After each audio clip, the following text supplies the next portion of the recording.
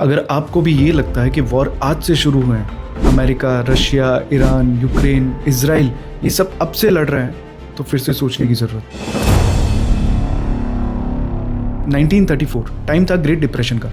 तब अमेरिका के president Franklin Roosevelt ने अमेरिका के फाइनेंस को बचाने के लिए सोना रखना अमेरिका के लोगों के लिए बैन कर दिया। गोल्ड रिजर्व एक्ट 1934 और सारा सोना अमेरिका ने खरीदा $20.67 पर आउंस की रेट में, और उसके कुछ ही समय बाद एफडीआर ने गोल्ड को रीवैल्यू किया $34 में, और ये सब हुआ सिर्फ डॉलर को गिराने के लिए। इससे यूएस को पावर मिल गई और डॉलर प्रिंट करने की, क्योंकि तब अगर डॉलर प्रिंट करना है तो उसके अगेंस्ट गोल्ड रिजर्व रखना जरूरी है। तो अब एक आउंस के लिए जो $20 चाहिए थे, अब $35 चाहिए, यानी $15 यूएस और प्रिंट कर सकता था। फिर सीधा 10 साल आगे वर्ल्ड वॉर 2 पर आ जाते हैं। ईयर था 1944, जब 730 डेलीगेट्स एंड 44 नेशन की मीटिंग चल रही थी mount Washington hotel Brayton would में कि अब वर्ल्ड ट्रेड को कैसे कंट्रोल किया जाए, क्या स्टेप लिया जाए, क्या एक्शन लिया जाए जिससे एक कॉमन तरीका निकले वर्ल्ड इकोनॉमी को कंट्रोल करने का। तब यूके के जॉन मेनार्ड केनीज ने सजेस्ट किया एक कॉमन करेंसी बैंकॉर, जिसे कोई एक कंट्री डोमिनेट नहीं कर पाए जैसे अब यूएस कर रहा है, और इसके लिए जरूरत थी इंटरनेशनल क्लियरिंग यूनियन की, यानी आईसीयू। आईसीयू का काम था कंट्रीज के बीच में ट्रेड बैलेंस करना और एक्सट्रीम ट्रेड सरप्लस और ट्रेड डेफिसिट को प्रिवेंट करना। ऐसी कंट्रीज जहां ट्रेड डेफिसिट जाता है जैसे यूएस, और ऐसी कंट्रीज जहां ट्रेड सरप्लस जाता है जैसे कि चाइना, उन पर पेनल्टीज लगाना ताकि ट्रेड बैलेंस हो सके। वहीं हैरी डेक्स्टर वाइट ने प्रपोज किया डॉलर को कॉमन करेंसी बनाना, और उसकी सेफ्टी के लिए स्टार्ट हुआ गोल्ड स्टैंडर्ड। अमेरिका ने बोला हर $35 के अगेंस्ट वो 1 आउंस सोना देंगे और कोई भी तरह की पेनल्टीज नहीं। सारी कंट्रीज फ्री है अपने हिसाब से ट्रेड करने के लिए, और रिजल्ट ब्रेटन वुड समझौते का विनर निकला डॉलर, और आज हम सब लोग डॉलर में ट्रेड इसीलिए कर रहे हैं। 1960 तक ये प्रोग्राम सब कुछ अच्छा चल रहा था, पर फिर शुरू हुआ प्रॉब्लम। क्योंकि डॉलर वर्ल्ड रिजर्व करेंसी थी, तो यूएस को ट्रेड डेफिसिट मेंटेन रखना था ताकि डॉलर को स्प्रेड कर सके। और वियतनाम वॉर और ग्रेट सोसाइटी वॉर के बाद यूएस ने काफी डॉलर स्प्रेड कर दिए थे। अब दुनिया में उतने डॉलर थे जितना यूएस के पास सोना नहीं था। फ्रांस को जब ये बात समझ में आई तो फ्रांस ने शिप भर के डॉलर यूएस भेजे और उसके अगेंस्ट डिमांड किया गोल्ड। यूएस को पता चला अगर सारी कंट्रीज ऐसे जाग गई और अपना गोल्ड मांगने लगी तो हम उसे कैसे देंगे। ईयर 1971 प्रेसिडेंट रिचर्ड निक्सन ने वो किया जो 1933 में उन्होंने अपने लोगों के साथ किया था, कंट्रीज के लिए सोना बैन, यानी अब डॉलर सोने को रिप्रेजेंट नहीं करता, और गोल्ड स्टैंडर्ड हटने के बाद डॉलर बन गया फिएट करेंसी। अब यूएस जितना चाहे डॉलर प्रिंट कर सकता है और उसे डिस्ट्रीब्यूट कर सकता है। यहीं से शुरू होती है असली कहानी।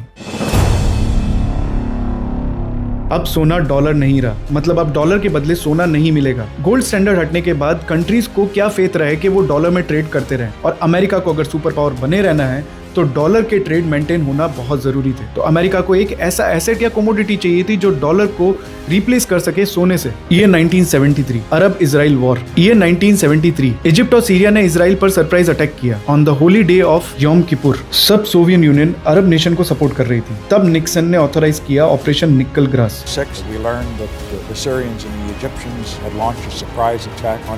तो अरब नेशंस जिनके लीडर थे फैजल, सऊदी अरेबिया के, जिन्हें कहा जाता था किंग ऑफ ऑयल, इंपोज किया टोटल एम्ब्रोस यूएस और उसके एलाइज पर। रिजल्ट ऑयल $3 से बढ़कर $12 हो गया था। तब अमेरिका को समझ में आया कि ब्लैक गोल्ड की पावर क्या है। अमेरिका वल्नरेबल था एनर्जी ब्लैकमेल से। अमेरिका को यहाँ दिखी अपॉर्चुनिटी, डॉलर बचाने की नहीं, उसे ज्यादा मजबूत करने की। अगर अमेरिका ऑयल ट्रेड को डॉलर से जोड़ दे तो सारे नेशंस को डॉलर रखना ही पड़ेगा। 1974 अमेरिका का मिशन था ऑयल एज अ वेपन को न्यूट्रलाइज करना और सऊदी मोनार्की का सर्वाइवल अमेरिकन फाइनेंशियल सिस्टम से टाई अप करना। और ऑयल सोने की तरह तिजोरी में पड़ा नहीं रहता, जिसकी सेफ्टी भी करनी पड़े, मेंटेनेंस भी करनी पड़े। ऑयल सर्कुलेट होता है और इसकी डिमांड हर कंट्री में है। US Saudi joint commission deal. America और सऊदी के बीच एक हैंडशेक डील हुई, जिस डील में ये कहा गया कि सऊदी अरेबिया अब अपना ऑयल सिर्फ और सिर्फ डॉलर में बेचेगा, और इससे भी इंपॉर्टेंट जो भी सरप्लस डॉलर होगा वो यूएस ट्रेजरी बॉन्ड में इन्वेस्ट होगा। मतलब अमेरिका ने कुछ दिया भी नहीं, अपना पैसा वापस ले लिया और सऊदी को अपना पपेट बना लिया। पैसा भी मेरा, तेल भी मेरा, और नाम डेट का बना दिया। और इसके बदले यूएस मिलिट्री प्रोटेक्शन देगा सऊदी अरेबिया को। ये काला पानी की सजा नहीं तो क्या है। कैदी को तेल भी निकालना है, डॉलर में बेचना है, और वो सारे पैसे फिर से अमेरिका में ही इन्वेस्ट कर देने हैं। और ऑयल प्रोडक्शन पे नजर रखने के लिए मिलिट्री तो वहां है ही, पर पेट्रो डॉलर लागू हो गया। यूएस के पास आ गई 2 सुपर पावर, अनलिमिटेड बोरोइंग। अब यूएस जितना मर्जी डॉलर प्रिंट कर सकता है और डिस्ट्रीब्यूट कर सकता है। सेकंड है sanction power. Dollar trade control US banking system के हाथ में है, और यूएस जब चाहे स्विफ्ट नेटवर्क से कंट्रीज को निकाल सकता है। यूएस की शर्तें मानने के अलावा किसी भी कंट्री के पास कोई ऑप्शन नहीं बचेगा। पर गेम यहाँ खत्म नहीं हुआ, अभी तो सिर्फ चिंगारी लगी है। अब शुरू होती है तानाशाही। पेट्रो डॉलर सिस्टम तो स्टार्ट हो गया, पर यूएस का सबसे बड़ा चैलेंज था इसे मेंटेन रखना।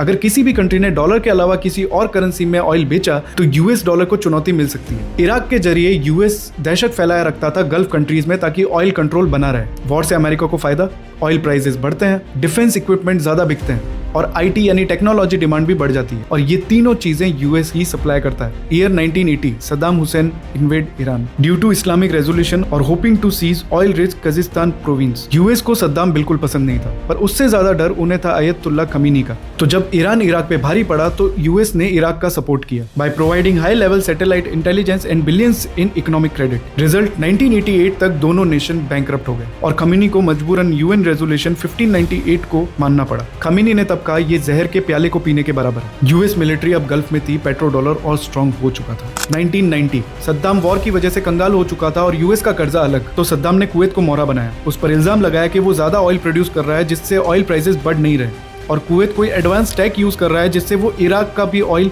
निकाल पा रहा है। कुवैत इन्वेड करने के बाद और कंट्रोल लेने के बाद यूएस को लगा कि सद्दाम सऊदी पर भी हमला कर सकता है और 40% of world oil reserve Saddam के हाथ में आ सकते हैं। तो America liberated Kuwait in 1991 by operation desert storm. पर सद्दाम ने कुवैत की सबसे बड़ी ऑयल फील्ड जला दी।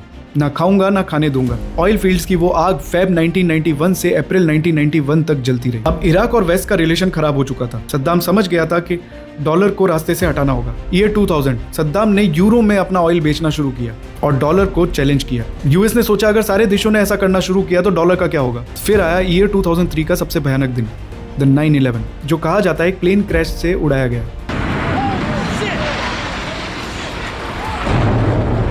डिटेल में बात नहीं करेंगे, पर उसके बाद सद्दाम को टेरर अटैक का दोषी माना गया। अलकायदा के साथ उसके रिलेशन बताए गए और 2003 में यूके और यूएस ने मिलकर इराक इन्वेड किया। सद्दाम को पकड़ा और रोमानिया ऑयल फील्ड्स को जलने से भी बचा लिया। बगदाद के फॉल के बाद ऑयल फॉर फूड प्रोग्राम को एंड कर दिया गया और ऑयल ट्रेड्स फिर से डॉलर में शुरू हो गया। ब्लैक गोल्ड यानी ऑयल जैसा हथियार होने के बाद भी अरब नेशन गरीब, क्योंकि सारा ऑयल डॉलर में बिकता था और वही डॉलर वापस से यूएस ट्रेजरी में इन्वेस्ट हो जाते थे। और इन सब वॉर के चलते यूएस की डिपेंडेंसी अरब कंट्रीज पर बढ़ चुकी थी। डिफेंस का मार, टेक्नोलॉजी और मिलिट्री सारा कुछ यूएस प्रोवाइड करता था। सबको ये बात पता थी, पर बाकियों की हालत देखकर यूएस के अगेंस्ट कोई खड़ा नहीं होना चाहता था। ईयर 2011 गद्दाफी सिर्फ डिक्टेटर नहीं, एक फाइनेंशियल रेवोल्यूशनरी था, एक डेंजरस प्लान के साथ। लिब्रा के इस लीडर ने सोचा कि किसी और करेंसी में क्यों, और अगर यूरोपियन कंट्री से बात की तो वो अमेरिका के चमचे, तो क्यों ना अफ्रीका और अरब नेशंस को यूनाइट किया जाए पैन अफ्रीका गोल्ड दिनार लॉन्च करके। प्लान लिब्रा के पास अप्रोक्सीमेटली 144 टन का गोल्ड रिजर्व था जो इस प्लान को बैक कर सके, जो यूएस डॉलर और यूरो को बाईपास कर सके ऑयल ट्रेड में। उसका प्लान था कि अब अरब नेशन गोल्ड दिनार में ट्रेड करे एक दूसरे के साथ और डॉलर और यूरो की डिपेंडेंसी को खत्म करे। अब ये पेट्रो डॉलर सिस्टम को ब्रेक कर सकता था अफ्रीकन कॉन्टिनेंट में। ईयर 2011 नेटो ने लीबिया पर हमला किया, गद्दाफी को खत्म किया और डॉलर दिनार के उस विजन को दफना दिया। इसके बाद लीबिया के इतने बड़े गोल्ड रिजर्व का क्या हुआ वो आज तक एक मिस्ट्री है। And dollar remain the sole medium for Libyan oil. 2014 अब पिक्चर में आता है सीरिया। जिस वॉर को एक रिलीजियस वॉर बताया गया वो एक्चुअल में नेचुरल गैस के लिए था। 2 पाइपलाइन प्रपोजल रखे गए नेचुरल गैस को सप्लाई करने के लिए यूरोपियन मार्केट में। द कतर टर्की पाइपलाइन, जिसका सपोर्ट यूएस और गल्फ स्टेट्स कर रहे थे। ये पाइपलाइन कतर से सीरिया होते हुए यूरोप तक गैस सप्लाई करेगी, वीकनिंग रशियन एनर्जी लेवरेज। और सेकंड प्रपोजल था Iran Iraq Syria pipeline, supported by Russia and Iran. ये यूरोपियन एनर्जी पर ईस्टर्न इन्फ्लुएंस ला सकता था। सीरिया जियोपॉलिटिकल बॉटलनेक बन चुका था जहां ये दोनों ही विजन कोलाइड हो रहे थे, fuelling a decade of proxy warfare. और फिर 2022 में शुरू हुआ रशिया यूक्रेन इन्वेजन, जिसने पेट्रो डॉलर को डायरेक्टली चैलेंज किया जो 1974 से चलता आ रहा है। और वेस्ट ने क्या किया? और वेस्ट ने रशिया पे सैंक्शन लगाए, स्विफ्ट नेटवर्क से रशिया को हटा दिया गया और पूरी दुनिया को पता चला कि हमारे साथ क्या हो सकता है। पुतिन ने बोला अनफ्रेंडली नेशन को रूबल में ही पे करना पड़ेगा अपनी गैस के लिए। चाइना और सऊदी अरेबिया के बीच बात चली कि ऑयल प्राइसेस युआन में हो और इंडिया ने रशिया के साथ रुपी में ट्रेड करना शुरू कर दिया था। इस बीच ब्रिक्स यानी Brazil, Russia, India, China and south Africa, इसने मेजर ऑयल प्रोड्यूसर को अपने साथ इंक्लूड कर लिया, जैसे यूएई और ईरान। और इनका विजन है एक अल्टरनेट फाइनेंशियल सिस्टम बनाने का जो यूएस के कंट्रोल से बाहर हो। और इस बीच फिर से खेल शुरू होता है, पहले इजराइल हमास, इजराइल ईरान, और अब यूएस का इंटरवीन ईरान के साथ। ये सब एक कोइंसिडेंस है या प्रॉपर प्लानिंग? फिर से वही सब हो रहा है। एशियन कंट्रीज में डिस्प्यूट्स हैं, एशियन कंट्रीज में वॉर छिड़े हैं, ट्रेड्स को रोक दिया गया है, पर इस बार यूएस को अपना पासा भारी पड़ रहा है क्योंकि ये सबसे ज्यादा हिट कर रहा है यूएस फाइनेंशियल सिस्टम को। ये वॉर आज से नहीं 50 साल से चलती आ रही है, मेनली एक रिसोर्स पर अपना कंट्रोल लाने के लिए।